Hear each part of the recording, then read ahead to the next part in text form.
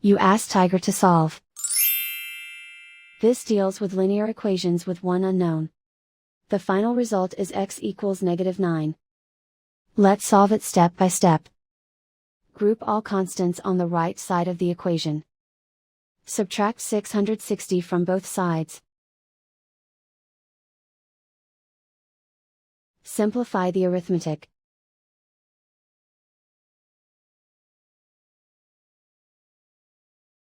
Isolate the x.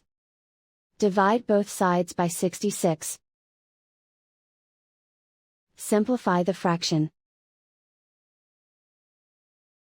Find the greatest common factor of the numerator and denominator.